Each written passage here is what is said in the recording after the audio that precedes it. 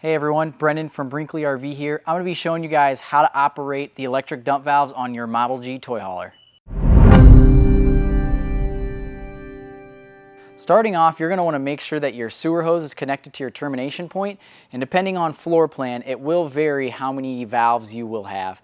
And a rule of thumb here at Brinkley is the valves that are closer on the left are going to be the ones that are further up in your unit. So your left black tank is going to be for your front bathroom. So starting out, dumping it, this is a momentary switch, so to open the valve completely, you will have to hold the valve. You will have a light above it, a red light that's going to flash as the valve is open. Once the tank is completely drained, you will hold that switch down until the light shuts off. So that'll indicate that the valve is now closed. Once you've dumped the black tank, you'll go ahead and do the same thing on your gray tank. So hold the button up to open it and then down to close it until the light goes off. So just to show you guys how the electric valves operate, I have one to the side here. So to open it, like I said, press the button up until it opens.